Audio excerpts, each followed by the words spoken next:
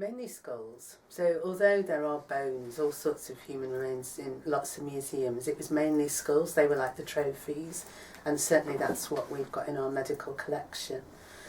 So lots of different skulls from all over the world, fascinated by shapes and sizes and different practices of treating the dead.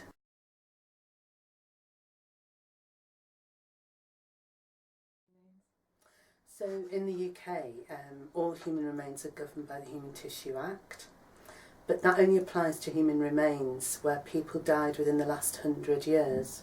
So we're in 2013 now, so it only starts from 1913 onwards. Any human remains that where the person died before that are not governed by the Human Tissue Act. So all of the remains we hold in the medical school, there's two types. There's those that need the licence because they died within the last 100 years, and then all of the rest of our collection, which is much older, they're not under licence at all.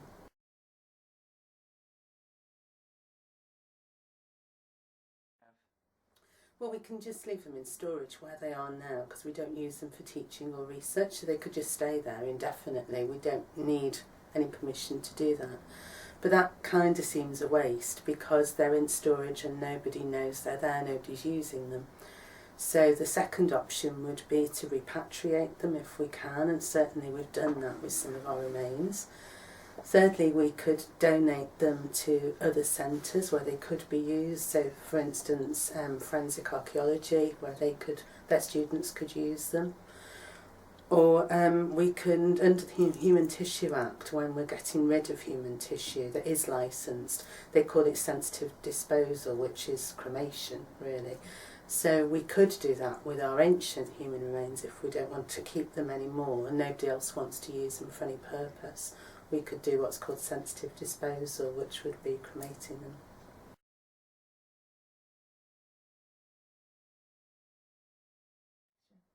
So we've repatriated the Northern Californian collection. That went back to the Salinan tribe last May, and they were returned to their ancestral ground in a lovely ceremony.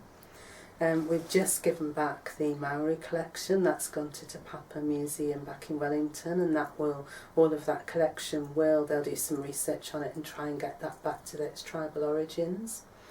And then we've got the rest of the collection, which is quite big really, it's quite a sizable collection. It's causing us some problems. We've got an Australian collection, so we're working with our Australian colleagues to repatriate that, but Australia's a big place and we don't have any provenance, so we don't know what parts of Australia they came from, what tribes, and that causes real issues back in Australia. Where are they going to, who are they going to give them to, and where are they going to be reburied? And then there's other parts of the collection which is very unhelpfully labelled because we've got quite a large collection called Inca. Inca is quite a meaningless term now because the Inca Empire was huge. It was like the size of Europe.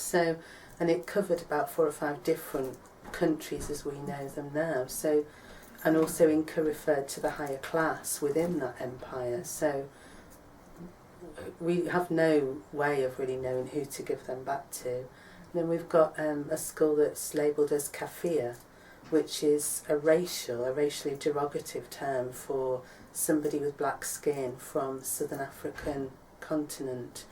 So around the east coast, Tanzania, Mozambique, places like that.